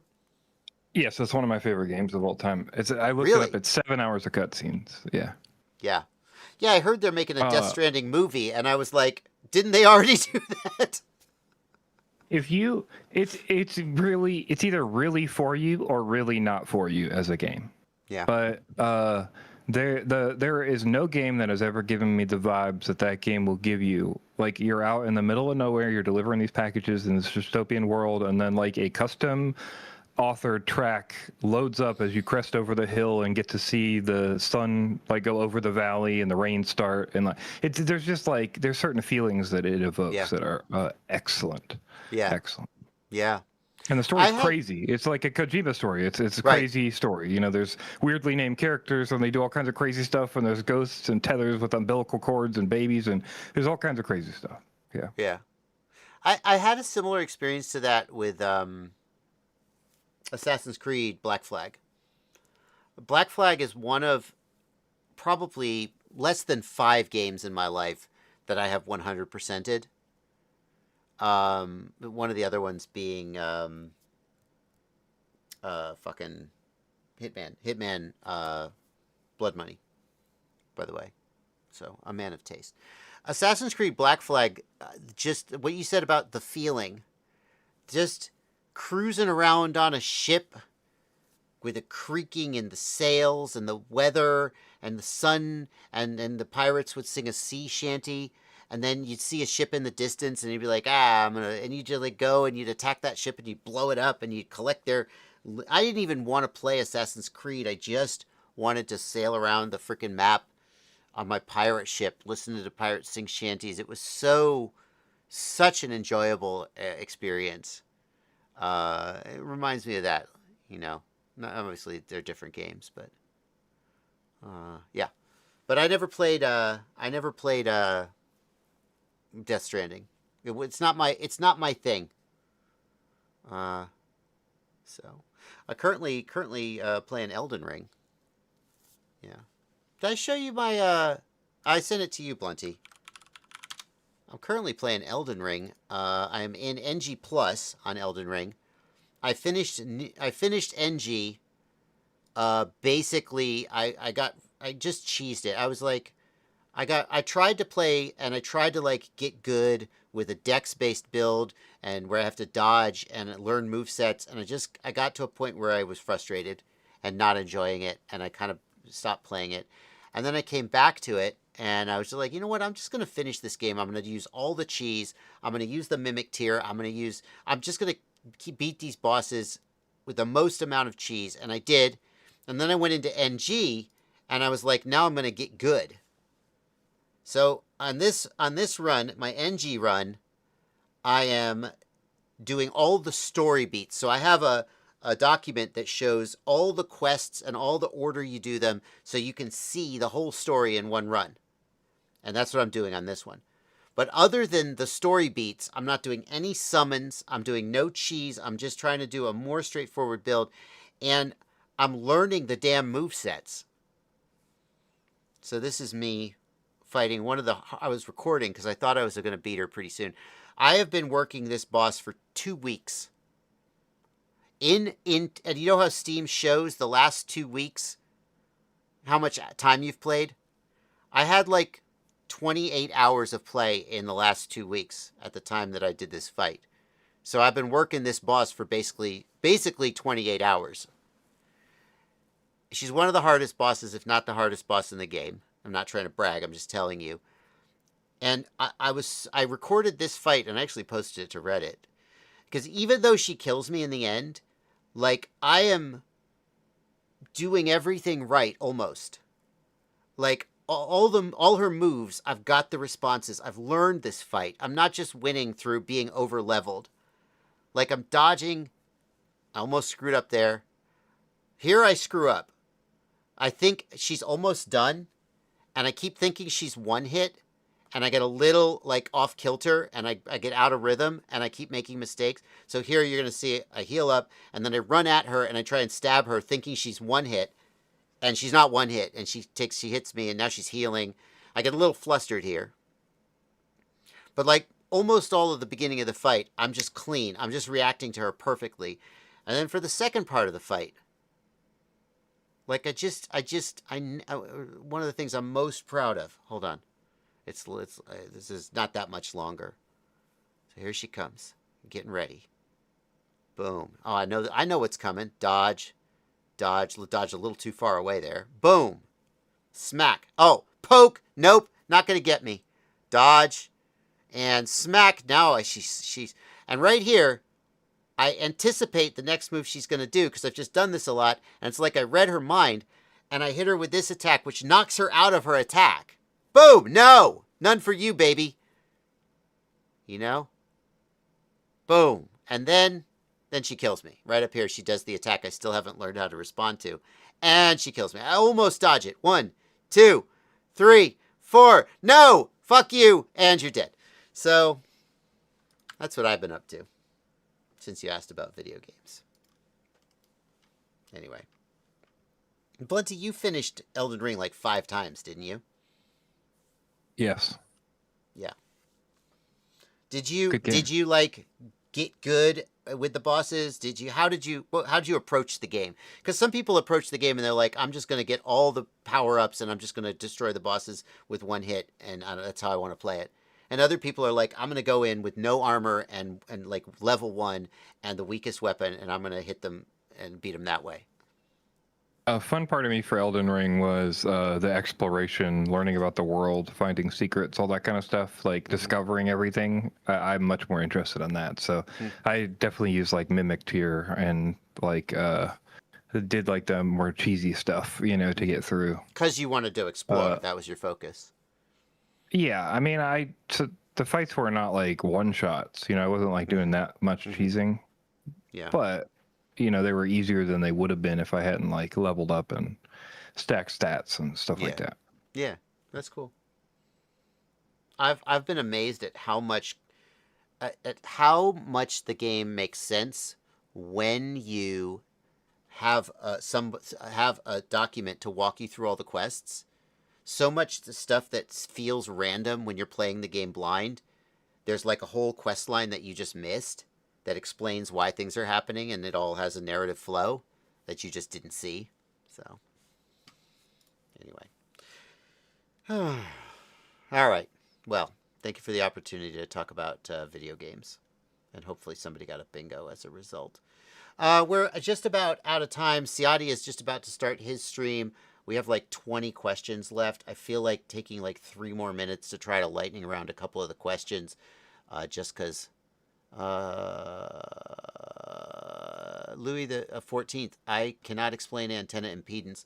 All I can tell you is that the antenna's impedance has to match the impedance of the characteristic impedance of the RF system. So for typical 5.8 gigahertz systems, it's going to be 50 ohms, and your antennas have to have 50 ohms or shit won't work right.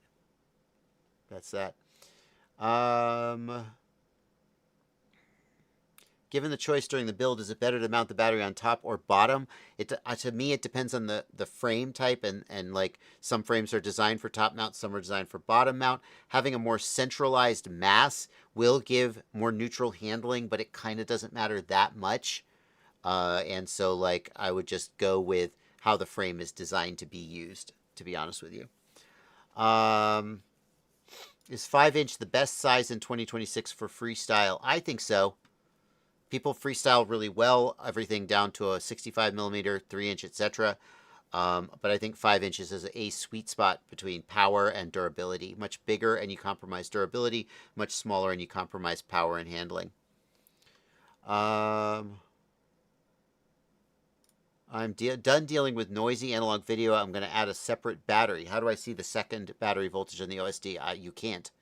You can't. No flight controller supports dual volt. I mean, RGPilot does, sure. I'm sure RGPilot does, but Betaflight doesn't. I don't think there's any way you could do it. Dugven says, I'm building your sub 250 gram kit. I couldn't get my receiver page in Betaflight to have the colored bars that move. You need to reflash the flight controller with S-Bus. I'm guessing you're using S-Bus. The flight controller comes with Crossfire receiver, and if you are trying to use S-Bus, you need to reflash it, and in the build options, select S-Bus. Hopefully that's your issue.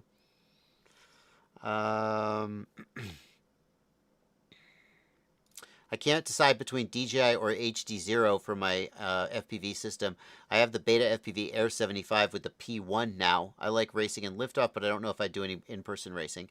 If you intend to do in-person racing, I highly recommend HD0. If you don't intend to do in-person racing, I think you'll be happier with DJI. That is the short answer because we're in the lightning round. There is more nuance to it, but as far as a lightning round answer goes, that's what I would give you. Is it better to have higher KV motors? The motor KV has to be tuned to the prop size and the battery performance. So the answer is it depends. And there's in the lightning round, that's all you're going to get.